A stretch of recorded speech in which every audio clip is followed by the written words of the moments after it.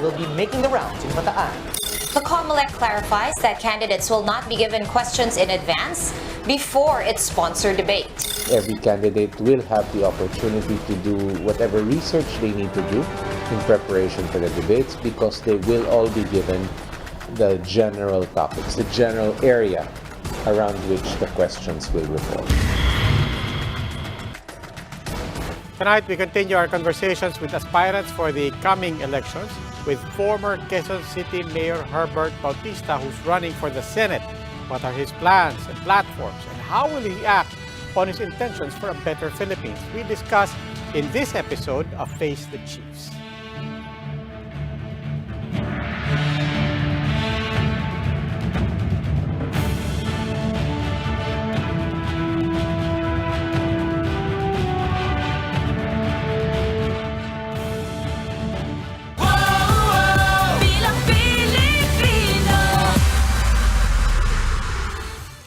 Tonight, senatorial candidate and former Quezon City Mayor Herbert Bautista faces the Chiefs. Stay tuned to our discussion after this short break.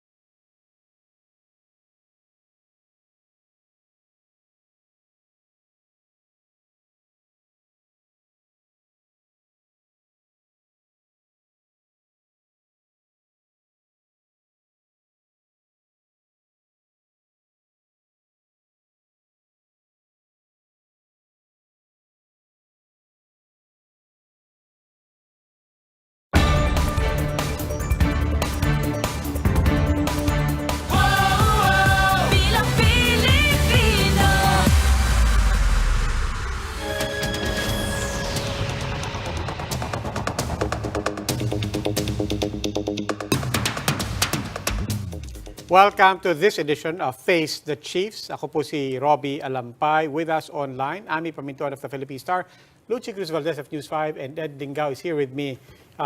He's from One News. Welcome. I think so.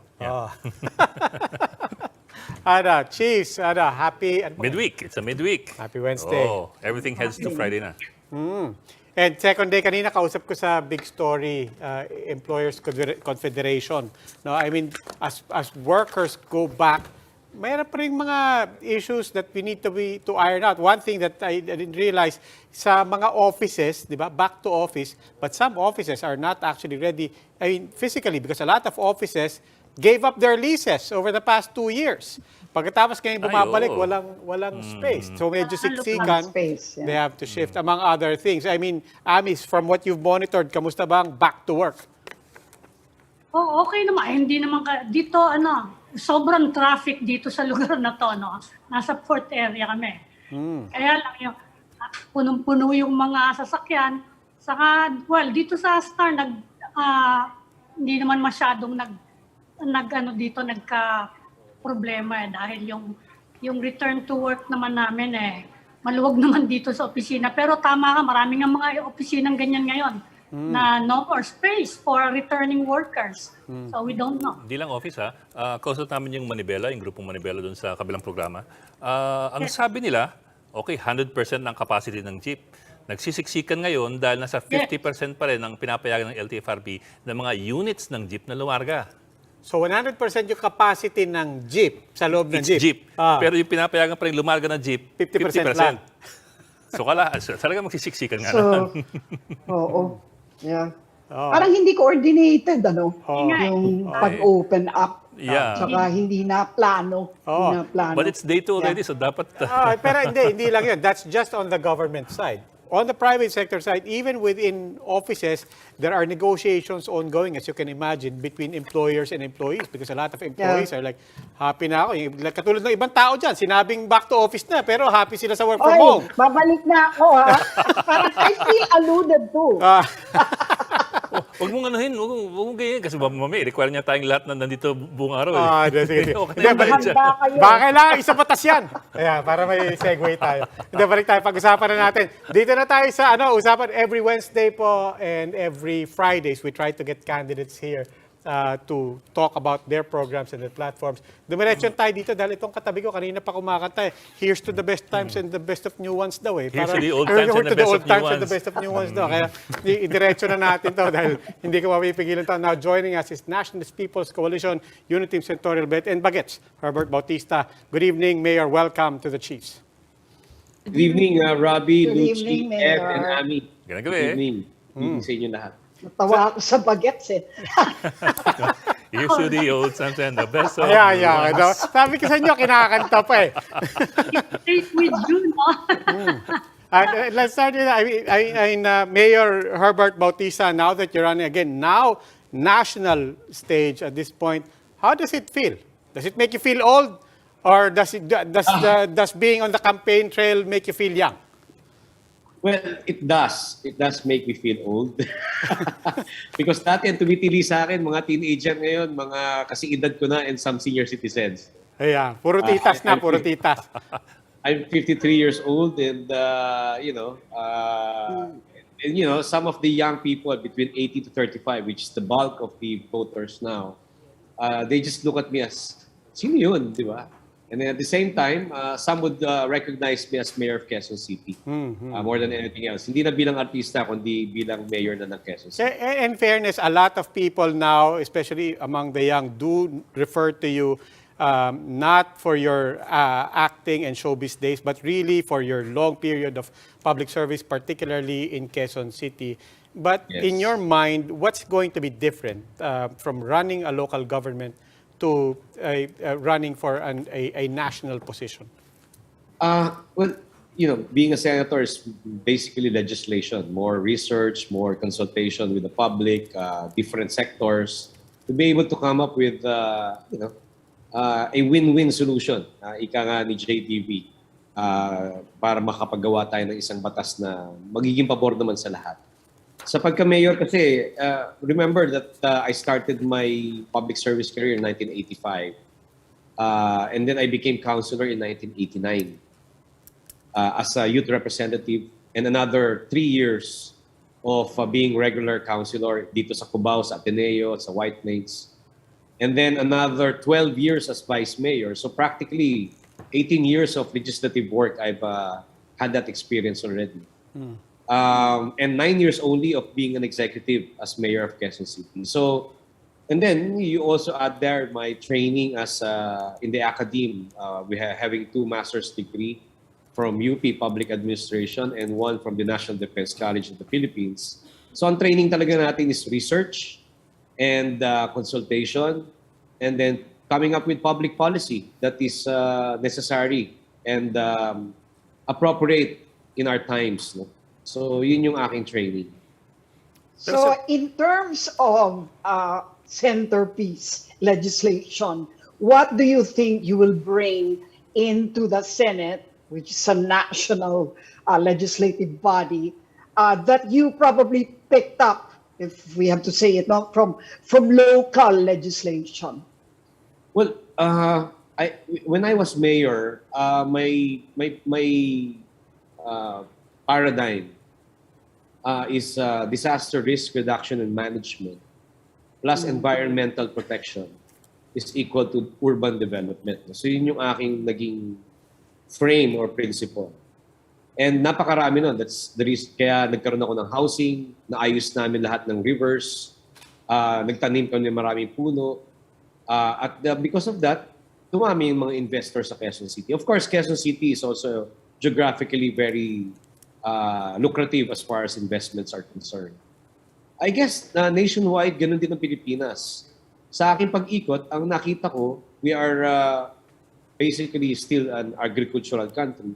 but we can make it as a tourism country as well, di ba? Yun ang talagang pinaglalaanan natin ng panahon.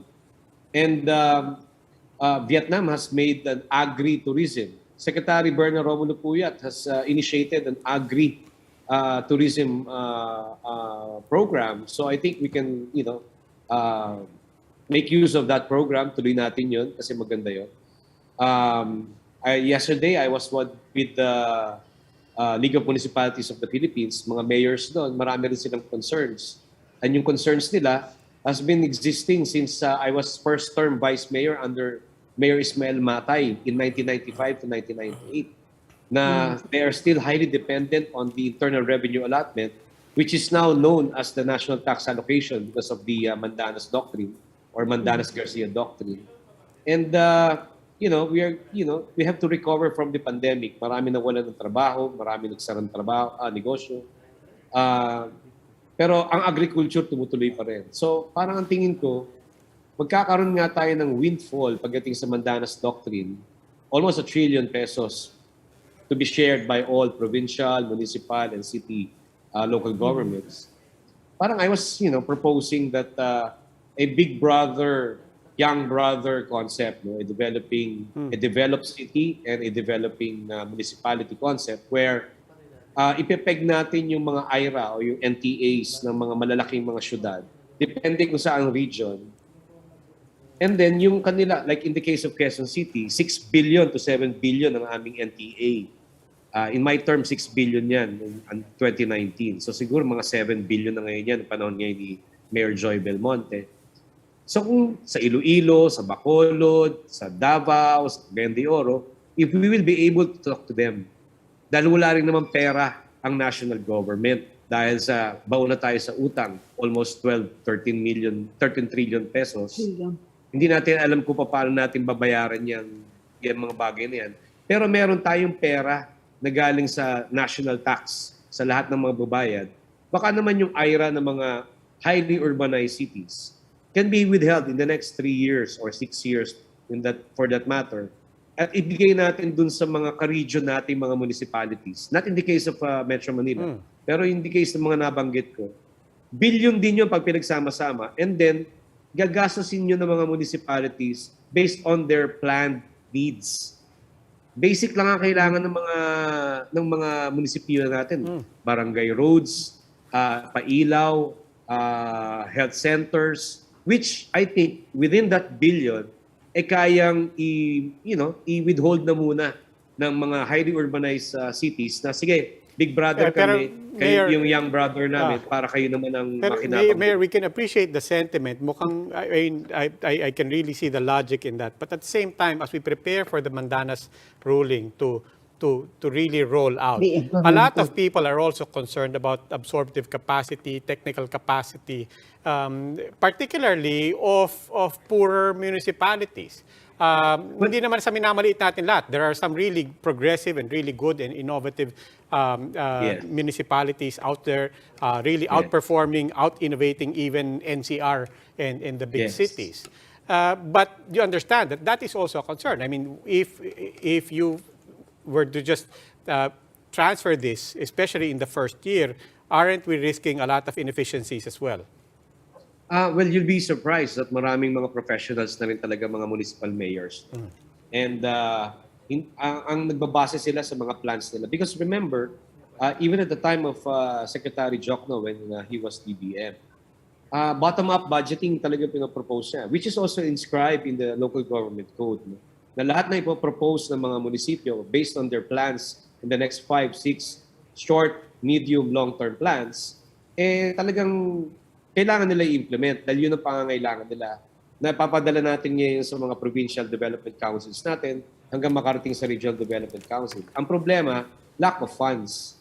Lalo na ngayon, walang pondo ang national government pero may windfall ang local governments. So therefore, kung papayagan ng mga cities, of course, magagalit sa akin yung mga cities dahil ako former... Parang iwe-wave nila yung share nila. At least for the next 3 years. At least for the next 3 or 6 years. Dahil naging president din naman ako ng mga city mayors nasa League of Cities of the Philippines. walang pera yung national, pero may pera tayo. Hindi nyo naman masyadong kailangan. Therefore, yung mga nangangailangan natin mga LGUs, yung mga munisipyo, bibigay natin sa kanila yon based on a programmatic use o utility. Halimbawa, magtatayo ng tulay. Hindi ka naman pwedeng magtayo ng tulay na 3 years lang. Kung 6 years talaga ang kailangan pondo dyan, kailangan ituloy mo yun, matapos mo yun. Merong programa na dapat sinusunod. Base sa plano ng pangangailangan ng mga munisipyo at base sa naaprobahan ng Provincial and Regional Development Council. Then therefore, pagdating naman ng 7th year on 2029, yung ipepeg naman na 3 years preceding ng national tax allocation, yun naman ang masisimulan na ng mga city na pakikinabangan nila at super duper billion yun. Lalo na ngayon kapag nag-operationalize na talaga yung Public Service Act, yung mga amendments to the foreign the Retail Liberalization Act, and many others laws that have been prepared by the DOF para mag-invest sa atin yung mga dayuhan dito sa Pilipinas, tingin ko makikinabang na buong Pilipinas by that time. At this point na nagre-recover pa lang tayo sa pandemic at walang pera ang national government at may pera naman ng local government, particularly yung mga local government units na highly urbanized, then perhaps maging big brother naman siguro yung mga katulad ng Quezon City na ibibigay na muna nila temporarily yung kanilang mga national tax allocations kasi hindi naman nila talaga ganun kailangan yung ganun kalaking pondo. Sir, I suppose you're talking about a socialized revenue allotment of sorts. Kumbaga, depending on your need and your your capacity, Yes. dun i-endorse yung pera sa inyo. But at the same time, does this require legislation or can't it be done via executive fiat? Yes. Hindi siya pwede executive kasi kailangan maging institutional siya at least for the next 6 years. Parang parang kapag kami gumagawa ng ordinansa, budget ordinance, kailangan batas yun. Kailangan may approval ng council. So, it has to emanate from the House and then approved by the Senate, then may BICAM. Kailangan talaga ng batas nun. Kasi if we will follow the provisions of the local government code, kaya nga nanalo yung mandanas kasi automatic dapat yun Yun talaga pag-aari ng mga local governments. Pero this time, dahil walang pera ang national, kailangan magbayad sa utang at marami rin siyang concerns, siguro dahil yung local government na mayayaman, may pera naman, bigyan natin ng tulong yung mga mahihirap natin mga munisipyo based on their plans, based on their niche. Nang sa gayon, nagtutulungan yung dalawang klase ng government. We cannot really talk about federalism kapag yung mga munisipyo natin walang capacity, financial capacity to sustain themselves at maigawa yung kanilang mga programa. Particular dun sa mga pangangailangan nila on health, on tourism, on agriculture. Ang Mandanas Doctrine, ibinabayan yung pondo na yan, pero mas maraming binabang function according to the municipalities na walang kaakibat na pondo. Meaning yung pondo, may pondo ka.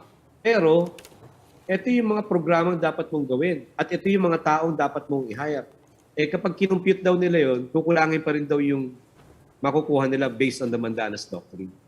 Mr. Bautista, cambio lang ako ng konti. You used Yes, to be part of the Lacson Soto team. Anong nangyari? Saka, have you talked to Senator Soto since you became part of the other team? Hindi naman. I've not talked to the Senate President since I joined the unit team of BBM Sara. Yes. But the chronological events that happened there is that I filed my candidacy in October 8 under NPC, which I am a member of. I took my oath before the late Ambassador Danding Coang. And then, nag-file ako October 8.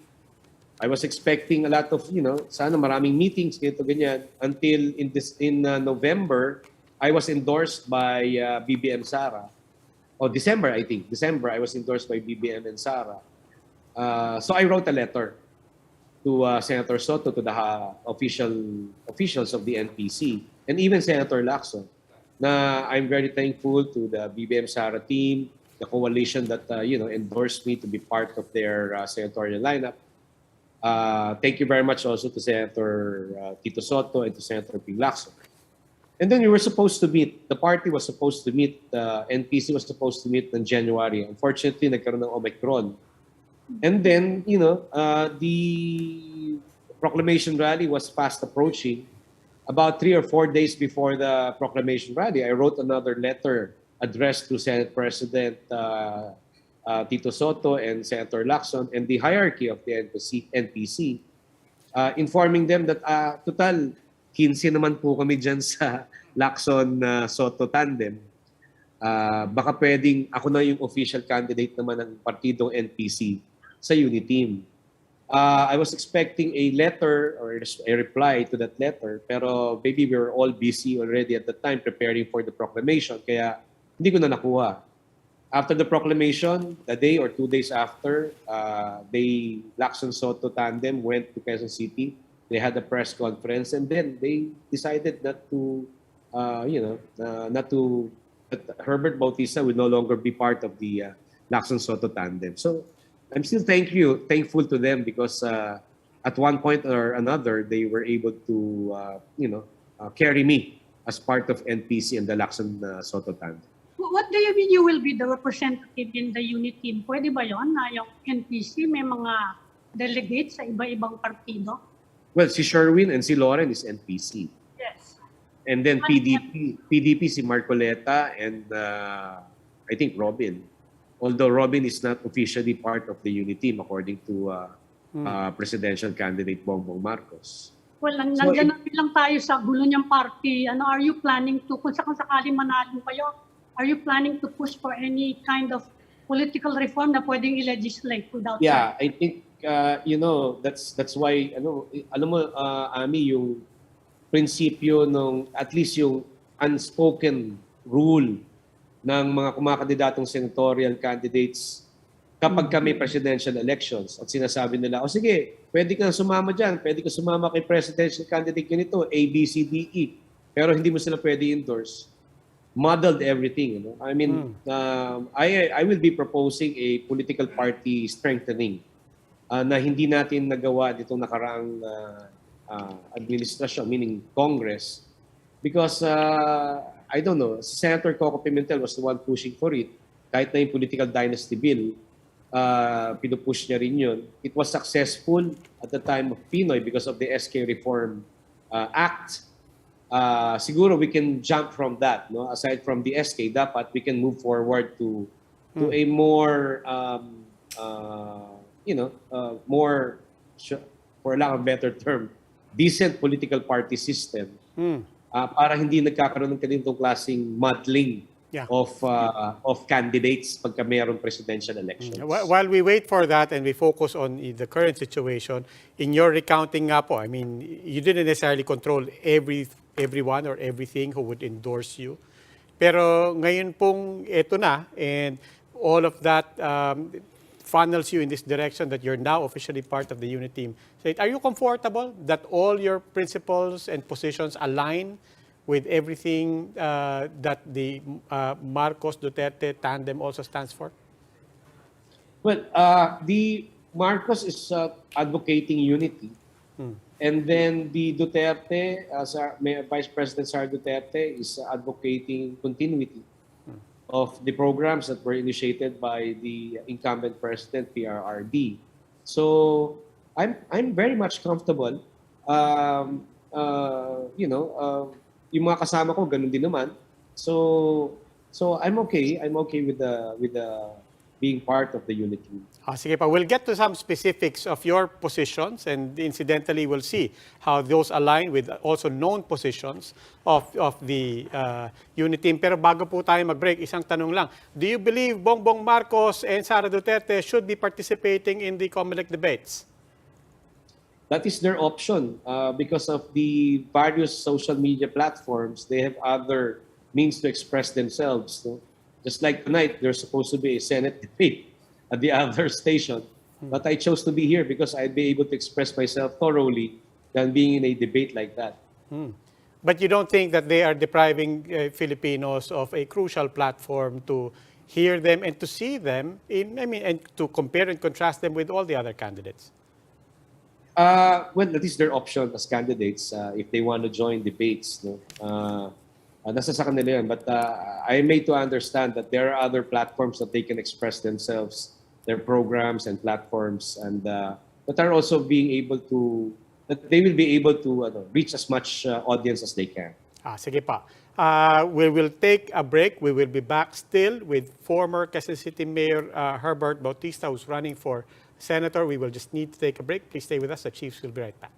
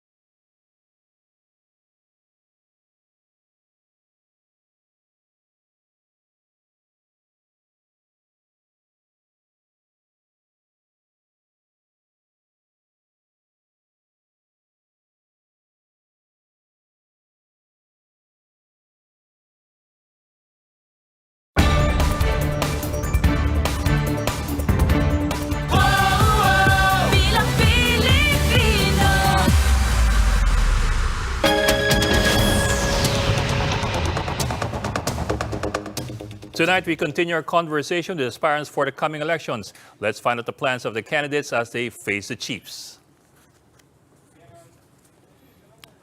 And with us is Unity Team Senator Bet Herbert Bautista of the Nationalist People's Coalition. In this segment, we will ask the candidate about his views on important issues. Now, we prepared some big-ticket issues, but we will not do a fast talk kind of interview. We hope to discuss all these issues within the given time, which is around 30 minutes. Now, let's begin. Sir, you spoke a while ago about your desire to strengthen the political party system. I'd like to drill down on that kasi there are so many of these proposals on the table.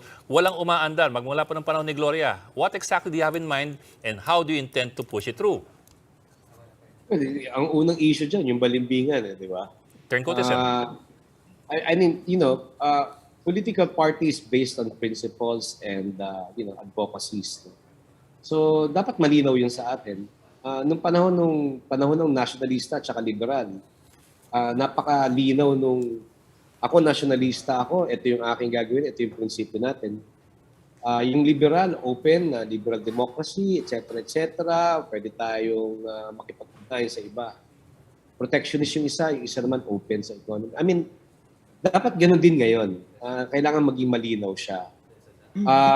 And then, para maiwasan yung balimbingan, kapag ikaw ay aalis sa isang partido, kailangan hindi ka pwedeng kumandidato sa susunod na eleksyon. Yun ang isa sa mga penalty na makukuha mo. And then, pwede mo na rin siguro iduktong dun yung katulad ng SK reform. Kung ikaw ay nakaupo ng mayor or governor or congressman, up to the fourth consanguinity, medyo kailangan pag-aralan natin mabuti na hindi ka dapat, hindi pwedeng transferable, hindi pwedeng direct. Ang term ni Senator Coco Pimentel dyan is yung regulated, yung pagpasok at pagtulong ng pamilya. Pag pumapasok sila sa political fray ng ating bansa. So, pero alam mo, sa pag-ikot ko talaga sa buong Pilipinas, hindi may iwasan. Talagang bawat isang probinsya o lungsod, talagang nandyan nag-exist yung political families na nagdo-dominate ng politika natin sa bawat lugar sa buong Pilipinas. So ito dapat natin makita. Yes, I noticed you keep referring to Senator Coco Pimentel of the PDP Laban, I mean the late Senator Pimentel. Pero why are you then not with PDP Laban? That is not my party. I'm yes, sir. NPC. Yes, sir, I understand. Kaya ako naman nabanggit yun. Kasi siya naman yung talaga nagtutulak nun. Siya yung talagang thorough advocate ng political reforms dito sa ating bansa. In fact, sa sobrang tindi ng kanyang political reforms, yung buong constitution gusto niyang baguhin, di ba? So kaya ako siya nababanggit palagi. As a long-time politician, I'm curious, no? I don't really know your political history in terms of what parties you joined, no? But I'm sure that many of the viewers now wonder, when you talk about balimbingan, ikaw ba hindi ka nagbalimbing? Ang paglipat ko sa parang halos lahat yata ng political party nasalihan ko na eh. Yun na nga eh, di ba? So parang, I guess I have to ask you on a personal level, as a politician, did you stand by certain party principles all that time, or were you moving from one party to another according to expediency, let's just say? It's more of because remember that national politics is different from local politics. So yung pag-ikot nung dynamics ng mga kandidato sa lokal, dun ka nasisway kung saan ka mapupuntang partido. Like for example, in 1995, I belong to the NPC, no? Sa national campaign, ang coalition nun was Lakas Laban under FPR. Yes. And then, pero sa local, ang naging magkatandem doon sa 1995 election was a Lakas LP. Lakas si Mayor Ismael Matay Jr. and then LP si former Vice Mayor, si Vice Mayor Charito Planas.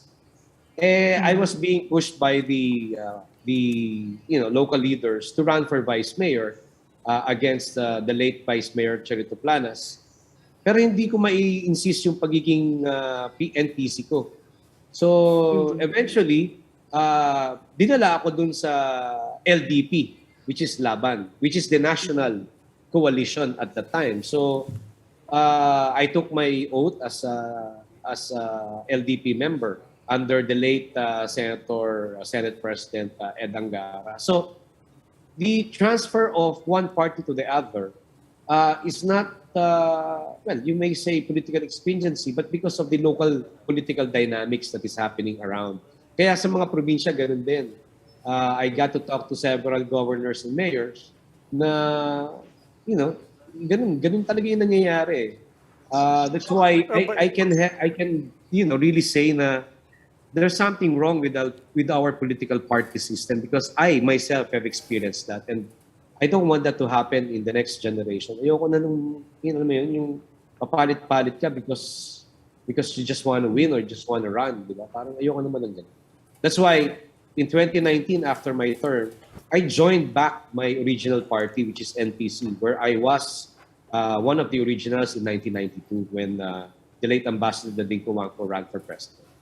Mr. Bautista, alert level 1 na tayo and we're containing the infection. No? Ang focus ngayon is economic recovery. Kung mananalo kayo, ano bang i-sponsor niyong mga legislation to boost economic recovery? Saka meron ngayong proposal si President Duterte na i-review yung deregulation ng oil industry dahil nakaka-complicate sa problema natin sa pandemya, yung Ukraine crisis, no? Will you support that po sakasakali? Mukhang mahaba-haba yung usapan na yan. Hindi yan basta-basta magagawa. Well, I got to talk to the Secretary Cusi and, separate occasions, Mr. Ramon Ang of the San Miguel Corporation. And I got the information that, DOE wants to recover Petron from SMC. And SMC is more than willing to sell at a bargain price yung Petron. No? So I guess dapat naman siguro may balik din sa atin yung Petron. Pero hindi natin iiwasan yung competition. Tuloy pa rin, nandiyan pa rin yung mga private players natin. Pero yung government must also have that Petron under his administration ng government para imbis na subsidy sa driver, sa mananakay, etc. Di ito ang panlaban natin. Mababa ang presyong gasolina. Direct ang subsidy natin doon sa source. Para doon tayo lumalaban. Kalaban natin yung mga private ng mga gasoline stations o yung providers. Pero merong gobyerno na mas mababa yung kanilang presyo. Doon ngayon magiging competitive yung government. No? Number two, we are very agricultural country. And sa aking pag-ikot, kahit nakausap ko yung mga munisipyo kahapon, marami sa kanila tourism-based, marami sa kanila agricultural-based. Palakasin natin yung agriculture kasi alam naman natin na between 6 to 10% ang napoprovide niyang trabaho sa ating po sa buong Pilipinas. No? Napakalaki na binibigay niyang trabaho. At the same time, napoprotektahan natin yung ating mga farmers natin, yung mga fisher folks natin. At the end of the day, kung magiging sapat yung pagkain natin, magkakaroon tayo ng sense of food security sa bansa natin. So palakasin natin yung agrikultura. I heard the presidential candidate Bongbong Marcos talk about not the word subsidy as far as agriculture is concerned, but investing into the agricultural sector. And kaakibat nun, doon sa tourism sector din natin kasi napakalaki din ng multiplier effect niyan pagdating sa ekonomiya natin. No? So I will support those two industry, agro-industrial at saka tourism industry natin para within ourselves, kung konti man yung mga dayuhan pumapasok sa atin, among and between Filipinos, nabubuhay tayo dito sa loob ng bansa natin. I think ko yun ang kailangan natin gawin. And of course, doon naman sa mga nawalan ng negosyo, nawalan ng trabaho, bigyan din natin sila ng magagandang incentive para magbukas sila ulit based on sa local. Kung wari, yung local, meron silang pwedeng ibigay ng 25 to 50% discount sa pagbabayad ng kanilang business taxes, then why not? Or sa real property taxes, then why not? Basta importante makabalik yung mga negosyong nagsisimula pa lang o yung mga negosyong magsisimula pa lang pero hindi pa nagte-take off pero dahil sa nag-pandemic, hindi sila nag-open talaga. Para maibalik nila yung trabaho na nawala doon sa kanilang negosyo at makapagbigay ng trabaho doon sa mga bago. Sir, like I said, I want to see how your positions and your values align with the known positions of the standard bearers of UNITEAM. In particular, I want to ask you about SALN.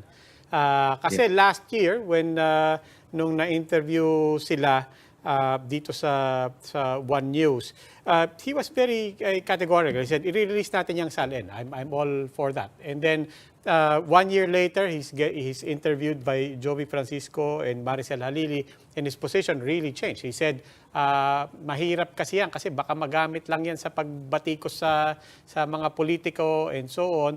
And not naman categorical na ayaw niya. I want to be fair here also. And it's also taken some evolution. He's also calibrated that answer now to say na hindi, kung kailangan talaga, di sige, ilalabas ko yan. But the thing is, it still falls short of saying that that's policy. It even falls short of just acknowledging the law, of just saying that actually, ang sagot dyan, it's academic, di ba? It is the law, we're required to... So I want to know, sir, anong interpretation nyo sa SALN law? Well, kasi yung evolution niyan, di ba? Ako, I'm all for it. Open ang SALN. Kung kinakailangan din, ilabas natin. Hindi, pero yun po yung tanong. Let me back up a bit.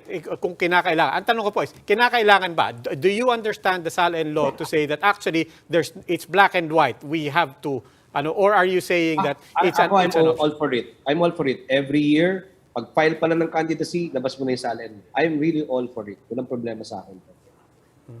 Ang sinasabi ko naman, kaya ko sinabi, bakit kinakailangan? Kasi nag-evolve. Based on the corona hearings, na nakamatayan na ni Chief Justice Corona. Pagkatapos, yung Supreme Court nagsabi, hindi kami basta-basta maglalabas. And then yung Ombudsman, hindi kami maglalabas. So, I mean, ito yung mga qualifiers na kaya ko sinabi kung kinakailangan. Pero ako personally, sige, pag-file pala ng candidacy, pakita na natin sa alin. Hindi pa nga ako, like for example, ngayon, hindi naman ako nasa government. Pero kung kinakailangan ipakita na meron akong ganito klase mga accounts at saka pag-aari, then why not? Ilalagay ko na kagad yun. How do we break out of this, really, this ridiculous situation where, in fairness to Mr. Marcos, it's not only him that's really trying to find, really not taking it directly. Even the Supreme Court, pahirapan kumuha ng SALN. In Congress, you need approval from the plenary and from the individuals that you want the SALNs from.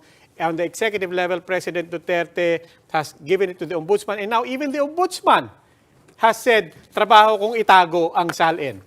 And then now, when we ask politicians and candidates like you, you're saying, kung kinakailangan.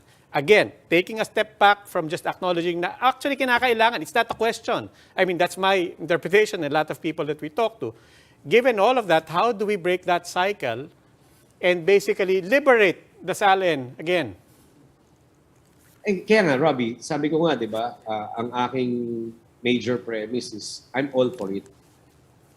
Open na natin. Kahit na wala pa sa gobyerno, pero kandidato ka, labas mo na yung assets and liabilities mo. Doon pa lang. Ang qualifier dan, yung sinabi mo kanina, yung Supreme Court, yung Ombudsman, etc., etc. Public document yan eh. Di ba? Di dapat ilabas mo na yan. Pag sinabing ilabas mo, di ilabas mo. And ang public document is accessible to the public. I mean, that's very, very basic. Sir, so doon ko lang yung sasabi ni Robbie, sir. We understand what you're saying na, na as far as you're concerned, dapat ilabas yan. Pero sir, siyempre, iba po yung voluntarily ilalabas ninyo and that we appreciate. Iba yung taking a position na dapat lahat naglalabas and that is the law. And that, I think that's where Robbie's coming from. So from your point of view po, does the law require, particularly 6713, RA 6713, does the law require the publication or making public the SALNs? Pag tinignan mo yung paggawa-gawa ng SALN, pag tinignan mo yung likod, nakalagay naman doon sa ilalim yung provision na yun na you're more than willing to open it up to the public.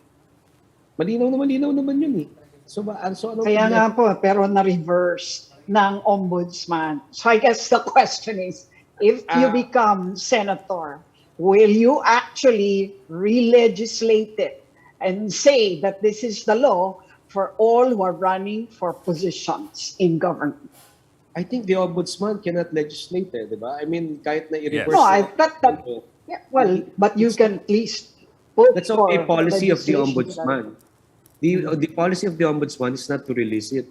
Pero the law says that pwede mo siya ilabas.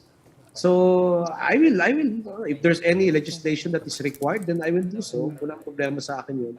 Pero para sa akin, napakalinaw na yun. Pag gumawa ka ng SALN, sa likod makikita mo na talagang wini-waive mo yung karapatan mo na i-withhold yun. Talagang kailangan mo siya ilabas. If there's a need to legislate further, then we will do so.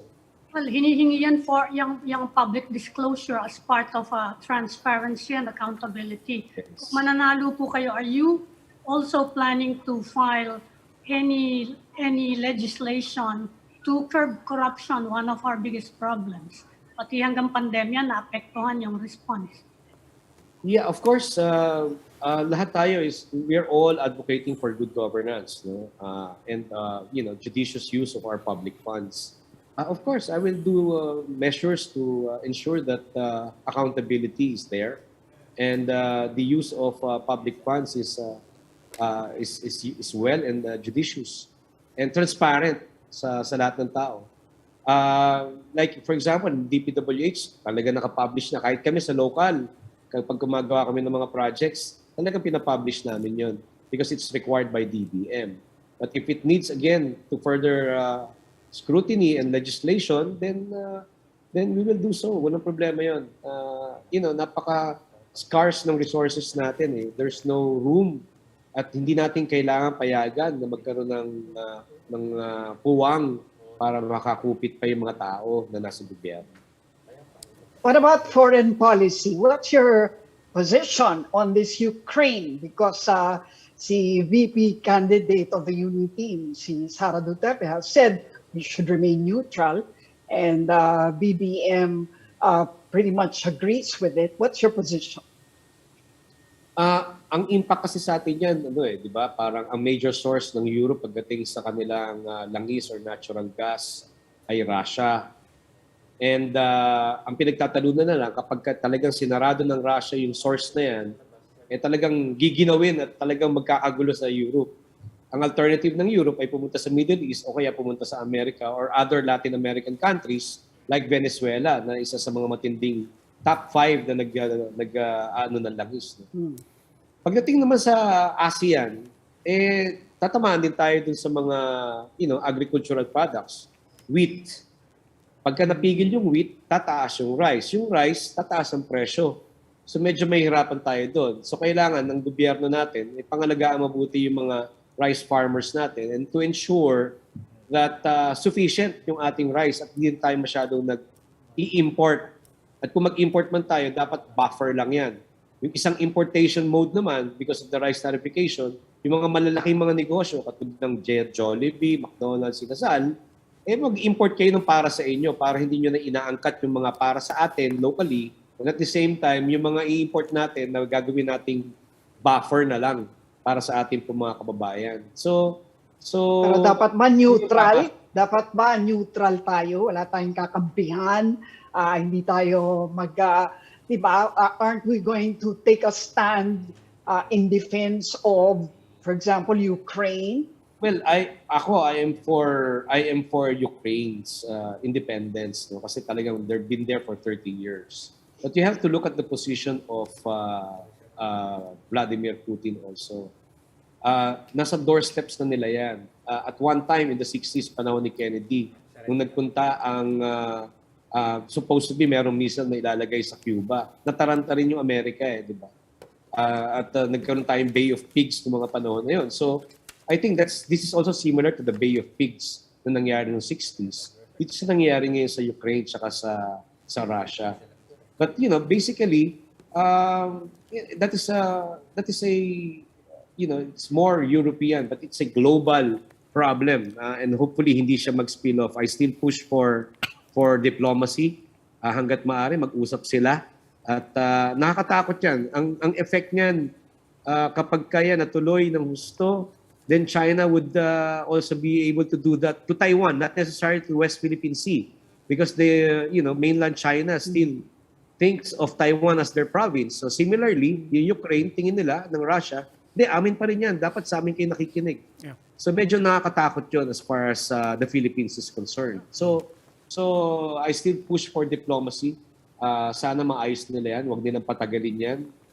Magtuloy na yung kanilang pag-uusap. At huwag nilang gigilan. Well, it's not gonna be beneficial to the entire world, sa lahat ng countries sa buong mundo dahil it's not gonna be good. Mayor, diplomacy is still the best. Mayor, balik po tayo sa local. Itong kaguluhan sa Isabong, 31 people unaccounted for, missing aficionados. I mean, despite, of course, other than, of course, the lives that are very important to secure here, it reopens the whole debate and discussion and concerns about gambling, about tweeting, about cockfighting in the Philippines. And what exactly do we do here on gambling in general? Well, ang Isabong provisional lang naman. No? So provisional siya. So it's really up to Congress whether ipaparecognize niya yan. Una tingnan natin yung PAGCOR. Kasi yung PAGCOR has been there for the longest time. Kaya naman tinatag yung PAGCOR dahil gusto natin mag-attract ng mga turista dito sa atin. Pero karamihan ng turista sa atin pupunta, hindi naman talaga because of sugal, because of our beautiful islands and beaches and our people. Yung tao natin mismo, yung kabaitan natin, yung kagalingan natin. Hindi talaga pupunta dito ang mga turista na dayuhan dahil sa sugal. Now, pagdating naman sa sugal, we have to revisit PAGCOR. Ano nga pa talaga ang totoong mandate niya? Appropriate pa ba siya? Tinatag siya nung panahon ng pangangailangan at the time. Ngayon ba, ganun pa rin ba ang pangangailangan natin sa PAGCOR? At kung kailangan pa rin natin PAGCOR, ano na ba talaga ang mission at vision niya? Ano ba talaga yung purpose niya sa kanyang existence bilang isang government-owned and controlled corporation? I go next to Pogo. Halimbawa yung Pogo, ang Pogo, una, konting-konti lang ang binabayad yan sa local government. And then secondly, maraming tinatakbuhan tayo pag magbabayad sila ng tax sa national government. Sige, di okay ako sa Pogo, pero pwede ba huwag tayo kumuha ng mga tao from China? Baka naman pwedeng ang DepEd natin or perhaps yung DFA natin can teach Chinese, Hokkien or Mandarin sa mga Pilipino para sila na yung upo doon. But moving forward, ang Pogo wala naman transfer of technology sa atin yan. It may be a band-aid solution to us, pero it does not manufacture anything. It does not transfer any technology to us. Hindi natin mabibigyan ng trabaho mas maraming kababayan natin. In fact, dayuhan pa nga nabibigyan natin trabaho. So ito yung mga dapat natin tignan. Ano ba talaga ang kailangan natin?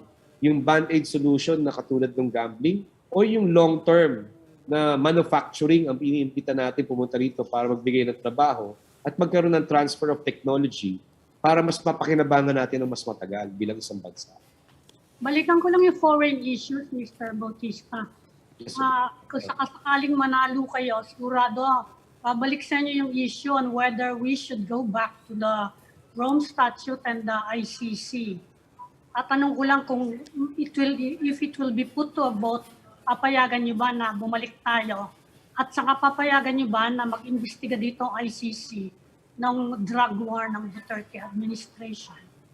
On the first part, yeah, why not? We should go back to the ICC, the Roman Statute. Okay lang naman yun. Pero malinaw din naman doon na kapag ka ang papasok lang ang ICC, kapag ka talagang hindi na functional yung judicial system natin. Very, very clear naman yun di ba? So, at this point, all of us are still running to the Supreme Court on the question of BBM's legibility in running as president. Marami pa rin tayong cases na nagpa-function from the lower courts up to the Supreme Court. Meaning, nagpa-function talaga So there's no need for the ICC to get in and investigate and hear cases dito sa Pilipinas. But I am for it. Balik tayo dun sa statute na yun. Pag-member tayo ulit sa ICC, walang problema sa akin. Sir, in connection with that, sige, Ami. Sige, tuloy mo na. Okay. Well, sir, in connection with that, my question is about the drug war. It seems that all the candidates, whether for the presidency or for the Senate, they all agree on the need for a drug war. Nagkakatalo lang parate dun sa anong klaseng drug war at papaano? What is your idea of the drug war if you get elected to the Senate? Well, Ed, ganito yan I was interviewed in another station. And I said that there was a question na sinasabi, wala bang abuso na nangyari dun sa drug war? Ang sagot ko dun ay wala. Then, paano nangyari yun? So I have to defend myself. Sabi ko, merong abuso na nangyari, pero as a policy, buo naman yan dapat natin tignan. I remember, ang double barrel yung tukhang di ba? Yung isang barrel is law enforcement, yung isang barrel is rehabilitation, education, and judicial. Nag-focus tayo dun sa, nakita na natin yung kapalpakan ng law enforcement. Natuto na tayo ron. Pero pag tinignan natin, 6,000, of course, various ang sources natin. Meron 30,000 sa International Human Rights Yes, sir. Agency. But we can stick with the 6,000. Pero That's as official far naman as local is concerned, 6,000 lang yung namatay. Pero pag tinignan natin sa rehabilitation, more than 3 million ang sumuko, more than 3 million ang nagparehab, 2 million ang nagparehab. So, at nagtayo naman ng mga rehabilitation centers. So we have to look at the drug war policy in its collective and holistic or comprehensive perspective. I agree, mayroong abuso na nangyari and we've learned from it. But we must also be able to invest in rehabilitation centers, education campaign, palakasin natin yung judicial system natin to address talaga yung issue ng drug war. Not just the law enforcement side, but also the other side of the barrel. Pero sir, kasi what really colored the administration's drug war policy were the colorful remarks as well of the president, which to some drove the conduct of the drug war in the streets. It colored the conduct of the drug war. It gave a certain perception of how it should be waged on the streets. Iba pa yun dun sa rehabilitation and so on down the line. So let me focus on that. Kasi yun talaga yung pinaka-controversial and dun talaga nakilala ang Pangulo. Kasi yun ang character niya bilang presidente. Meaning, that is what he wants to impress a particular audience. doon sa kanyang pagiging presidente. No? That he's tough at talagang gagawin niya. But again, we have to look at the holistic or comprehensive view of ano nga ba yung drug war policy natin. Nakita na natin, natuto na tayo dito sa law enforcement. Marami ng kasong nakafile. Yung kay De Los Santos, malinaw na, nakulong na yung mga pulis. Alam na natin gagawin natin siya. We must now heavily invest in rehabilitation, in education, and strengthening of the judicial system. Yung judicial system natin, matibay na. Wala nang problema dyan. Yung technical side na lang. Pagdating sa prosecution, yung alam mo, yung sa PDEA, naging vice mayor ako for 12 years. Under sa akin yung anti-drug campaign and education. Gumawa pa kami ng ordinansa specifically for Quezon City para na mas maging matibay at malinaw yung roles ng bawat isa from law enforcement to adjudication, to prosecution, hanggang sa magkaroon ng hearing. And then rehabilitation.